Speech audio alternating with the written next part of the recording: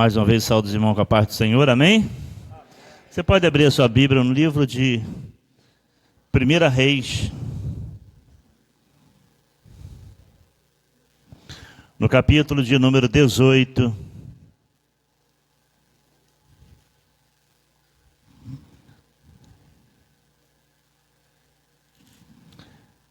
versículo de número 41, amém? Livro de 2 Reis, capítulo 18, versículo de número 41. 1 Reis. Amém? 1 Reis, capítulo 18, versículo 41. O texto diz assim: Então disse Elias a Acabe: Sobe, come e bebe, porque ruído há de uma abundante chuva. E Acabe subiu a comer e a beber. Mas Elias subiu ao cume do Carmelo e se inclinou por terra e meteu o seu rosto entre os seus joelhos e disse ao seu moço: Sobe agora e olha para a banda do mar. E subiu e olhou e disse: Não há nada. Então disse ele: Torna lá 7 vezes. E sucedeu que a 7ª vez disse: Eis aqui uma pequena nuvem, como a mão de um homem subindo do mar. Então disse ele: Sobe e diz a Acabe: Aparelha o teu carro e desce, para que a chuva não te apanhe. Amém? Apenas até aí. A palavra dessa noite fala sobre a espera de um milagre. Todos nós gostamos de milagre, daquilo que vem do Senhor. Eu creio que cada um dos que aqui estão, daqueles que estão ouvindo um áudio, já tenha recebido algum tipo de milagre na sua vida. E a maioria dos milagres que talvez você já tenha recebido, ou você tenha presenciado na sua vida, não era aquilo que você esperava. Por isso que ele não tem um grande reconhecimento. Porque você esperava algo, mas Deus acabou lhe dando outra coisa. A espera de um milagre. A palavra do Senhor fala que Israel, ele é o povo de Deus. Por isso que quando você lê a sua Bíblia, no Antigo Testamento, você vê Deus conduzindo o povo ali, em determinado momento, com mão de ferro, porque é o povo de Deus. Israel não era povo, e Deus então faz surgir um povo ali, fazendo com que eles venham, eles sucedam ali, não somente de Abraão, mas pela palavra do Senhor para Abraão, uma promessa de crescimento, algo exponencial, algo enorme. Quer dizer, de um viria milhões de pessoas. Então não teria como quebrar aquela aliança, porque a aliança foi feita com Abraão. E Abraão foi conhecido como o patriarca da fé. Não teria como alguém, depois de 100 anos, falar assim: olha, eu não quero fazer essa aliança. Não tem como. Porque Deus, ele transforma ali uma família em uma nação. Israel passa a ser do Senhor. E Deus, ele mantém a sua aliança com Israel. Mesmo as pessoas durante 200 anos ou 300 anos depois, querendo abandonar Deus. Quer dizer, tudo que Israel se tornou e tudo que Israel tinha, era do Senhor. Não tinha como o povo falar assim: olha, eu vou trocar de Deus. Deus ficava até admirado em determinado momento, quando ele fala, o meu povo, ele chama de meu povo, o meu povo. Ele preferiu uma cisterna rota do que o manancial de águas vivas. Você vê que Deus fala, é o meu povo, quer dizer, trocou o manancial de águas vivas por uma cisterna que não retém água, mas continuava sendo o povo de Deus, porque tem uma aliança.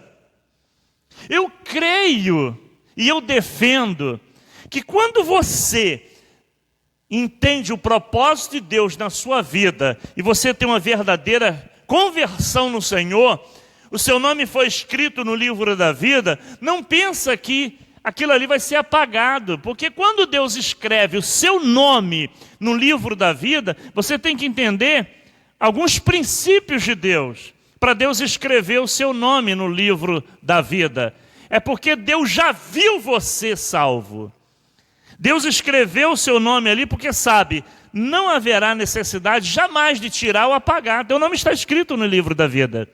Porque Deus é aquele que era, aquele que é e aquele que será eternamente. Quer dizer, Jesus ele fala, eu sou o alfa, eu sou o ômega, eu sou o princípio, eu sou o fim. Quer dizer, Deus, ele já viu, ele já contemplou você lá na frente. Porque Deus ele é onipresente e onisciente.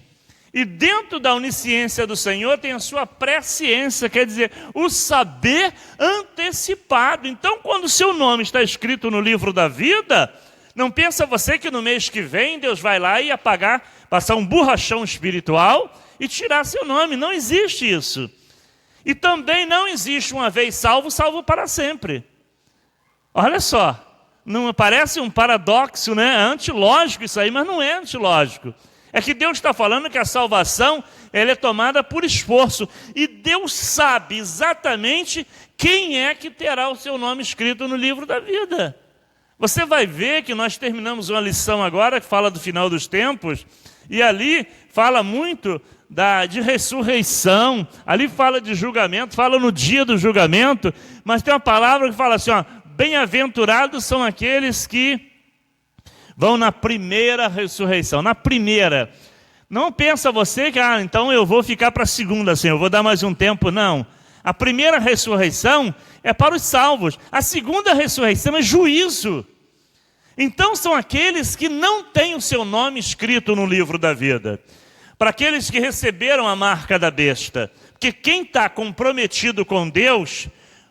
Olha, nós citamos a palavra de Paulo. Paulo estava tão comprometido com Deus que ele deixa bem claro, dizendo que nada vai separar ele do amor de Deus, que não vai ser principado, não vai ser potestade, não vai ser a morte, não vai ser a vida.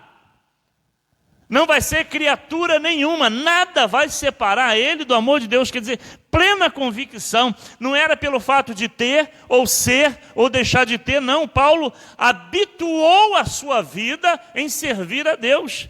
Ele estava sempre satisfeito com o que Deus dava. Ele tinha uma missão, a missão era evangelizar. E Paulo, sem nenhuma facilidade de mobilidade, aviões, helicóptero, carro, não, nada disso. Paulo, ele consegue, durante 3 anos, evangelizar toda a Ásia Menor, andando de um lado para o outro. Então nós podemos dizer assim, olha, quando você tem convicção da sua salvação, quando você realmente sabe que não vai ser coisas desse mundo terrena, que não vai ser coisa espiritual, que você vai permanecer na presença do Senhor, a sua luta pode ser o que for, mas você vai permanecer na palavra do Senhor. Então Israel era o povo de Deus, independente do que o povo fazia, Deus sempre falava, é o meu povo. Sempre você vai ver essa palavra, Deus fazendo menção, o meu povo. E ele chega a um ponto em que ele sabe que o povo vai se afastar, que o povo vai distanciar, que o povo vai pecar, que o povo vai parar de buscar a face dele. Mas ele fala, se o meu povo, que se chama pelo meu nome, olha só, na hora do aperto, se orar, na hora do aperto, se buscar a minha face, na hora do aperto, se arrepender dos seus pecados, eu ouvirei a sua oração e vou sarar a sua terra. Olha só, Deus fala, o meu povo. No livro que nós acabamos de ler, no capítulo 18 aqui de Reis, Israel estava passando por uma situação caótica. Literalmente, Israel havia trocado de Deus. Acabe casa com uma princesa chamada Jezabel. Jezabel era uma princesa pagã. E essa princesa, ela traz os seus costumes para Israel. Ela traz uma entidade chamada Baal. E então o povo vai acostumando com aquela ideia de que Baal era responsável pelas primícias, que Baal era responsável pela fertilidade, que Baal era responsável pela chuva. Então, nós nos apegamos muito às facilidades. Nós vivemos em um tempo em que as pessoas pensam que simplesmente o ato de entregar uma oferta, um dízimo, é o suficiente. Eu sou crente, porque eu entrego o dízimo, eu entrego a oferta. Nós sempre buscamos uma facilidade, mas pela palavra não é bem assim. É você que tem que fazer uma entrega pessoal, como sacrifício, vivo, santo. É a sua entrega. Não é o que você tem, olha, eu vou levar isso aqui para Deus. Não, é você.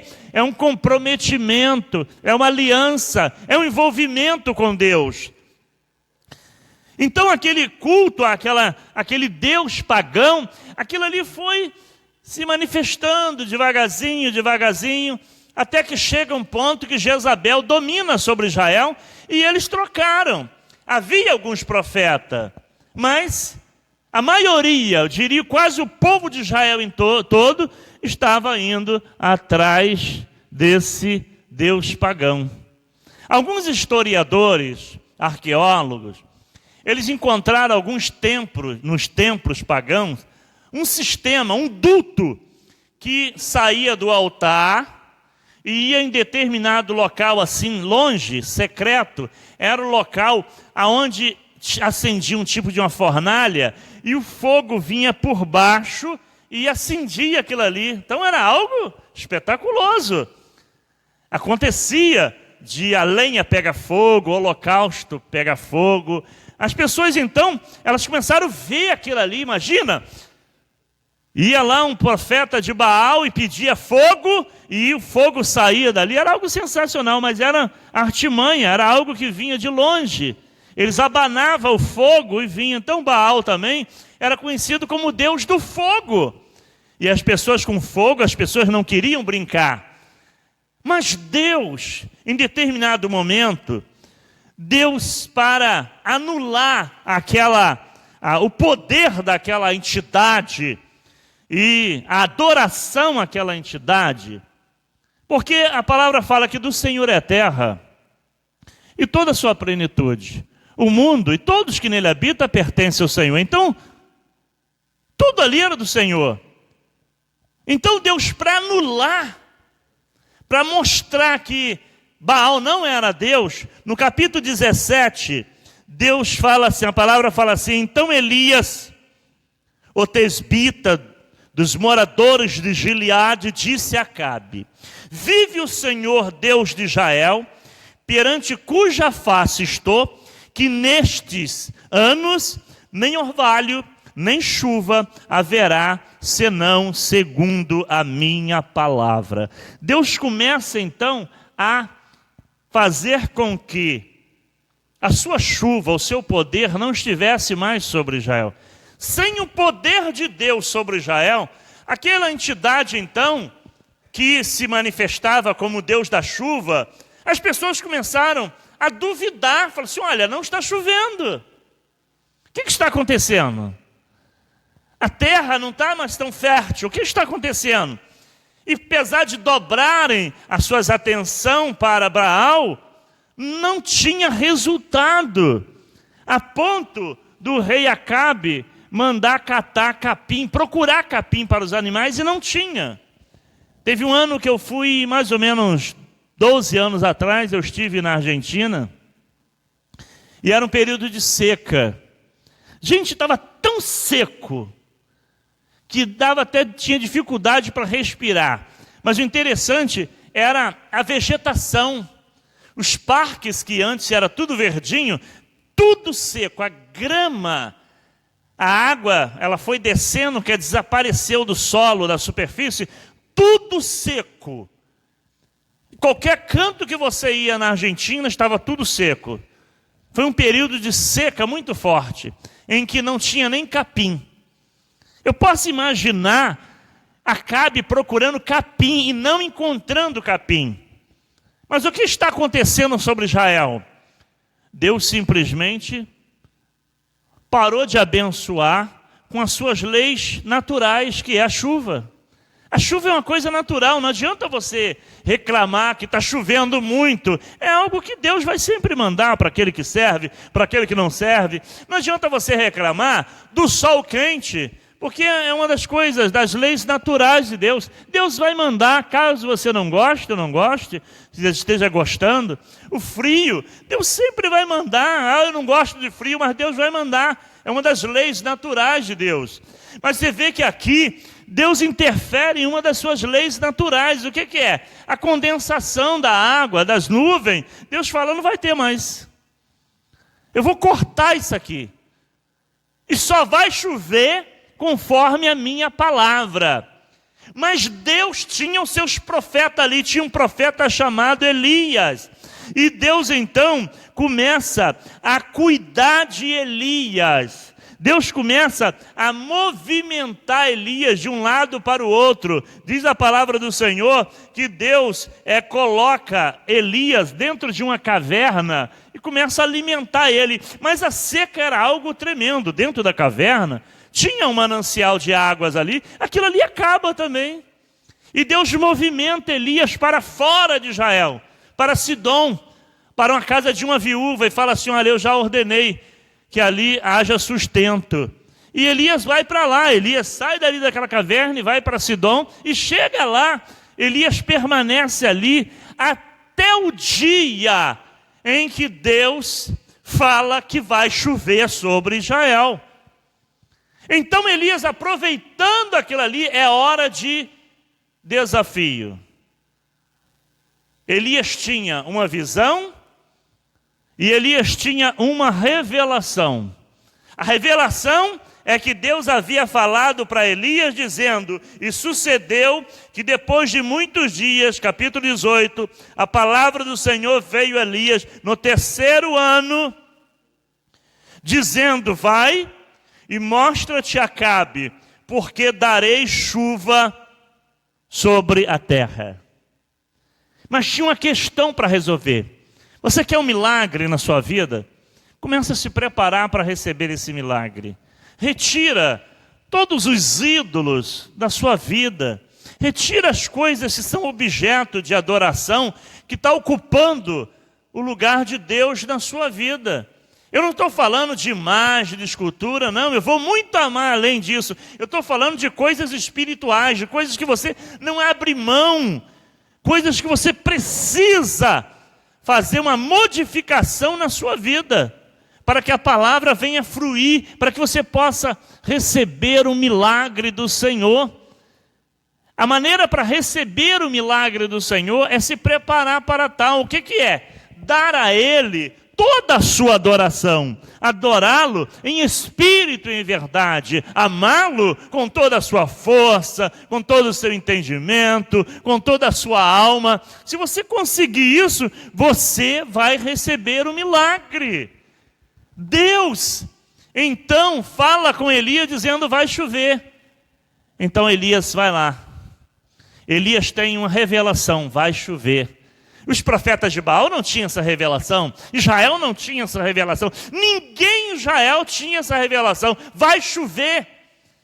Então Elias, ele procura o rei e fala para o rei, olha, vai chover, aparelha o teu carro. Mas antes, eu quero que você reúna todos os seus profetas de Baal lá no Monte Carmelo. Vai ser lançado um desafio. Aquele que fazer descer fogo do céu, esse será o rei de Israel. Você imagina? Israel nunca, talvez, tenha pensado que um dia precisaria de um milagre para escolher um Deus. Mas Deus já sabia, os planos de Deus são perfeitos. Você sabia que o olhar de Deus para você é de misericórdia, e ele deixa bem claro que se você cair, ele vai te estender as tuas mãos e vai levantar, porque ele conhece as suas falhas, os seus pecados, os seus problemas, os seus dilemas, os seus conflitos. Deus não é o seu Deus porque você é um super adorador. Você, não, eu adoro o Senhor e por isso que ele é o meu Deus. Não, ele é o seu Deus porque ele amou você com amor incondicional. Algo independente do que você faça. Porque se ele olhar para você pelas suas falhas, você não ia conseguir nunca ser um adorador. Ele não ia aceitar as suas adorações. Mas Deus precisava fazer com que fosse retirado as coisas de idolatria do meio de Israel para operar um milagre. Não é diferente em nossas vidas. Talvez eu esteja falando para a pessoa que precisa de um milagre, mas tem coisas na sua vida que precisa ser retirada. Não adianta simplesmente você fazer uma petição bonita se você ainda não purificou a sua vida, se você não santificou a sua vida, se você não separou, não se consagrou. Nós precisamos entender a palavra do Senhor. Para você receber um milagre, você tem que ver. E a palavra fala assim, sem santificação, ninguém vai ver, ninguém vê a Deus. Tem que haver uma santificação. E o que Elias faz? Vamos santificar Israel. Com o quê? Eles precisam tomar uma decisão. Em momentos na nossa vida, nós precisamos tomar uma decisão. Ou eu sou um crente verdadeiro ou não sou. Ou eu firmo na presença do Senhor ou eu não firmo. Sabe por quê? Jesus está voltando para buscar a sua igreja. Jesus está perto. Se você olhar ao redor do mundo, você vai ver guerras sendo anunciadas uma atrás da outra. Você vai ver a corrupção tomando países inteiros. Você vai ver terremotos, maremotos. Antes de vir para cá, eu estava vendo uma notícia, eu falei, meu Deus, a Coreia do Norte está sofrendo uma das maiores inundações de toda a história. As águas estão tomando a Coreia do Norte.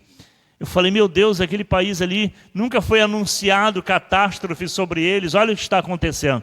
E é um país que não reconhece Deus, é um país que não tem igreja, é um país que não permite a presença de cristão ou criação de igreja. É um sistema socialista, comunista, onde não existe Deus, onde existe apenas a razão. Aí você vê as coisas acontecendo dentro de um país onde não acreditam em Deus e eles precisam de ajuda. Olha só, precisam de ajuda. Porque dentro de um país democrático, rapidamente o mundo se mobiliza, manda carreta, manda aviões, eles precisam de ajuda. Porque é um país que já está no caos, e precisa de ajuda humanitária. Eu falei, olha aí como é que está acontecendo. Quando vai ajuda, vai também a palavra do Senhor. Israel precisava de uma ajuda espiritual para resolver o problema da seca. As pessoas estavam morrendo de fome, não tinha comida, não tinha nada para comer. E afetou até a fronteira. Todo Israel e na periferia da fronteira, tudo, a seca tomou conta. Quando Elias, ele chega na casa de uma mulher em Sidom, aquela mulher, diz o texto assim, ela diz para Elias que o que ela tinha era um pouco de farinha e um pouco de azeite. E ela fala assim, olha, apanhei aqui alguns gravetos, vou preparar para mim, para o meu filho, para que comamos e morramos. Essa era a expectativa de vida daquela mulher, as pessoas estavam morrendo de fome. Irmãos, 3 anos e 6 meses sem chover dentro do Brasil, com certeza vai faltar muita coisa dentro do supermercado. Porque tudo nesse Brasil nós dependemos da água. Essa água que você recebe, tá aí, muitas vezes esbanja. Se ela faltar, as coisas vão encarecer demais. Você vai ver a fome tomando conta. 3 anos e 6 meses. Mas Deus deixou porque Baal, aquela entidade demoníaca que se manifestava como Deus, não conseguiu resolver essa equação. Você imagina? Vamos pedir a Baal chuva. E chuva descia. Mas descia porque eram as leis naturais de Deus. Nós sabemos o período de chuva, nós sabemos o período de vento, nós sabemos o período de sol quente, nós sabemos o período da chuva temporã, da chuva seródia. Quem faz plantio sabe tudo isso. Então eles davam graças a Baal pela chuva. Está chovendo, graças a Baal. Mas Deus cortou a chuva. Cortou a chuva, acabou, não tem comida, os animais morrendo, as pessoas morrendo. Mas Deus agora vai resolver essa questão com um desafio. As pessoas deveriam fazer uma escolha. Quem é Deus na sua vida? Quem é o Deus? Você já parou para pensar quem é o Deus da sua vida? A quem de fato você está adorando? Quem é o Deus? Porque ali o povo teve que fazer uma escolha. Elias, na casa onde ele estava habitando, na casa daquela mulher que estava preparando os gravetinhos, um pouquinho de farinha e um pouquinho de azeite, diz assim, olha, da panela a farinha não acabou. Da botija o azeite não faltou, conforme a palavra do Senhor, através do ministério de Elias. Quer dizer, aonde Deus está presente, as leis naturais ela vai acontecer, e o sobrenatural também vai acontecer. Mamãe, um dia ela estava contando uma história. Mamãe contava muita história, então vou dizer assim, eu vou tratar essa história como uma história que a vida conta. Mamãe, ela sentava do meu lado e ela contava algumas histórias. E ela conta a história de uma mulher que morava próxima a ela. E nós viemos de Leopoldina, Minas Gerais. Em que aquela mulher ela tinha algumas criações no seu quintal. E ela tinha um galo muito grande. E ela morava sozinha. E ela então pegou e matou aquele galo para o almoço. Preparou aquele galo, cozinhou, e o cheiro estava muito bom. Então ela falou assim, meu Deus, que comida gostosa, esse galo está uma delícia. Eu gostaria muito que o Senhor viesse almoçar comigo hoje. É um pedido bem inusitado, né? Você pedir para Deus ir almoçar contigo é um pedido de muita ousadia. Mas assim ela fez a sua oração, preparou ali o seu arroz, e na hora que ela foi comer ali, que ela sentou na mesa, preparou o primeiro prato, alguém bate no portão. E ela vai lá e chega lá, tem um homem parado perto do portão e fala para ela, minha senhora, eu estou com muita fome, a senhora poderia me arrumar um prato de comida? E o prato estava arrumado. Ela vai lá dentro, fala assim, tem muita comida, e pega e dá para aquele homem. Aquele homem come, e ela volta, prepara ali a sua comida. Na hora que ela vai comer, alguém bate no portão, e ela chega, era outro homem, e fala, dona, a senhora pode me ajudar? Eu estou com muita fome, a senhora poderia me arrumar um prato de comida?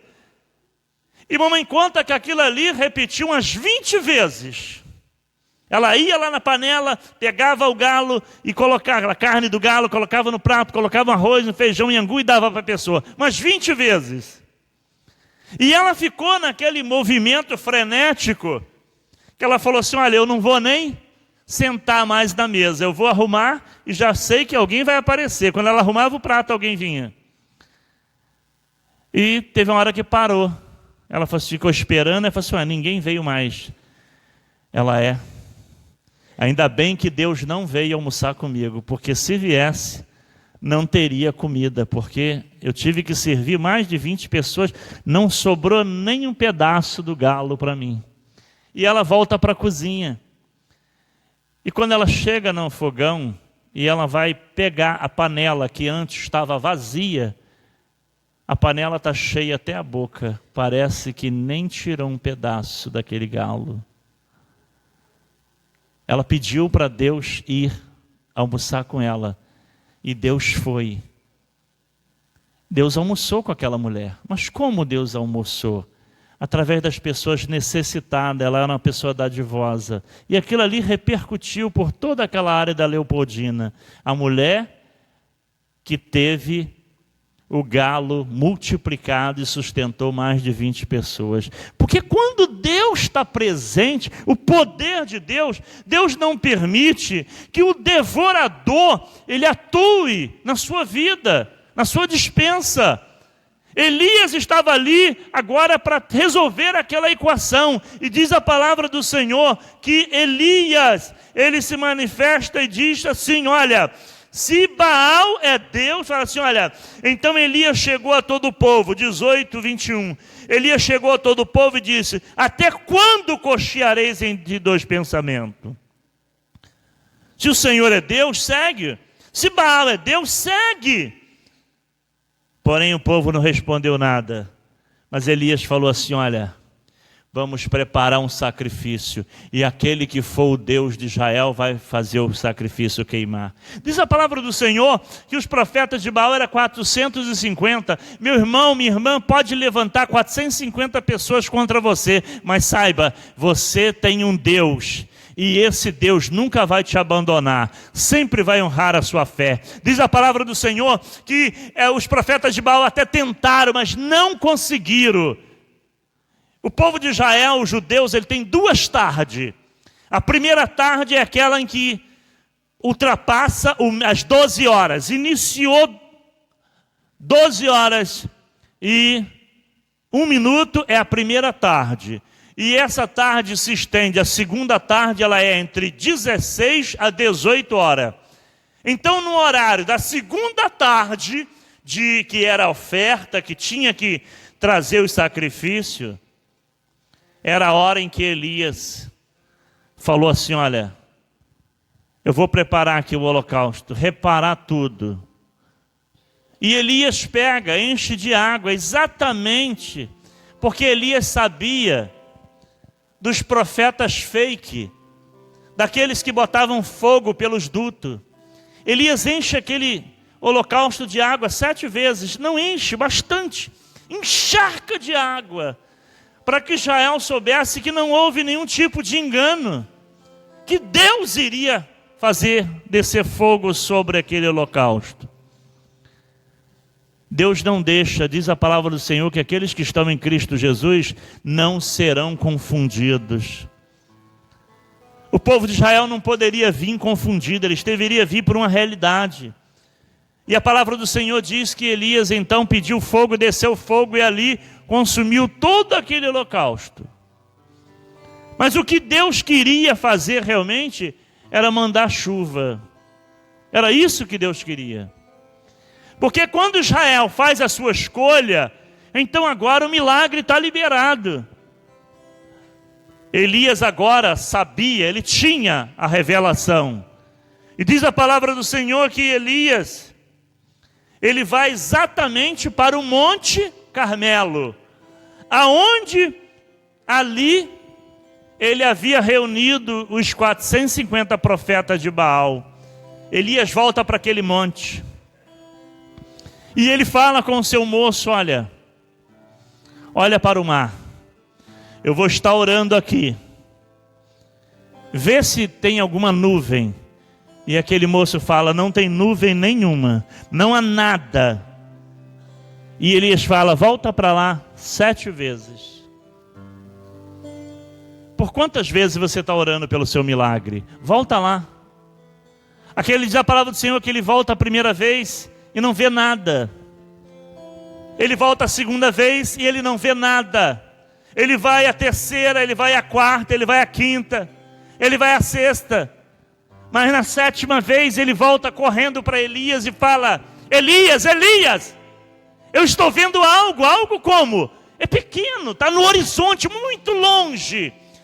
Mas é do tamanho da mão de um homem. A perspectiva era essa, de tão longe que estava no horizonte. E Elias fala, corre, avisa o rei que a chuva está chegando. Continue em oração, não desista em oração, o seu milagre está chegando.